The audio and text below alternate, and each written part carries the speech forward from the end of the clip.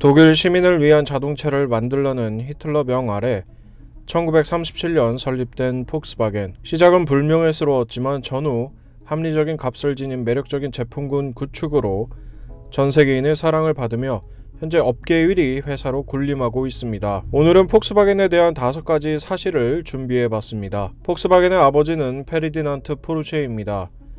그는 당시 독일에서 가장 뛰어난 엔지니어였고 우수한 손 제조 덕에 폭스바겐 첫 시제품 제작까지 10개월이 채 걸리지 않았습니다. 포르쉐가 만들어낸 타입 1은 흔히들 딱정벌레라고 불리는 이 작고 귀여운 차는 20세기 중반 독일인의 발로 자리했으며 세대 변경을 통한 상품성 개선으로 최근 단종까지 전 세계적으로 2,500만 대 이상이 팔려나갔습니다. 비틀 없는 폭스바겐은 상상도 할 수 없는 그야말로 폭스바겐 성공에 지대한 영향을 끼친 차라고 말씀드릴 수 있겠습니다. 많은 분이 아시다시피 페르디난트 포르쉐가 만든 타입 1은 제2차 세계대전의 주범 아돌프 히틀러 머릿속에서 나온 아이디어였습니다. 대다수의 독일인이 그렇게 자랑스럽게 생각하지는 않지만 명백한 사실이기도 합니다. 당시 히틀러는 성인 2명과 어린이 3명 등 가족 단위 구성원이 부담없이 몰 수 있는 모터사이클 가격의 저렴한 차를 시장에 보급하길 원했고 당대 최고의 엔지니어였던 포르쉐에게 이 건을 의뢰했습니다. 독재자의 요구 조건은 매우 어려운 과제였지만 결과적으로 그는 전 세계 자동차 역사에 큰 획을 그은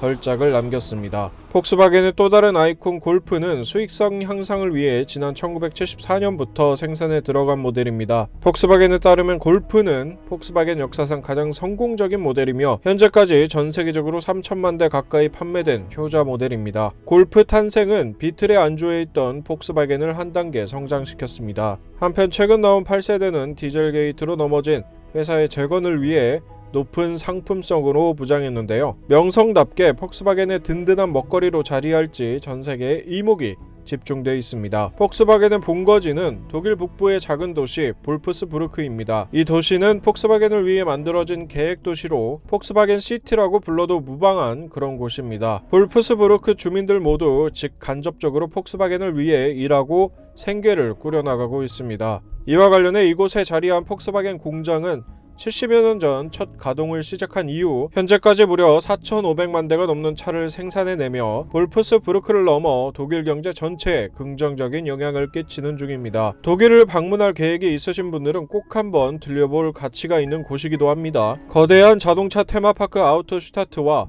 폭스바겐 박물관이 있기에 자동차에 대한 견문을 높이는 데에는 매우 유익한 장소입니다. 폭스바겐이 가장 많이 팔린 지역은 중국입니다. 2017년 기준 판매량은 3,180만 대에 달하며 이는 전세계 판매량의 절반을 차지할 정도로 많습니다.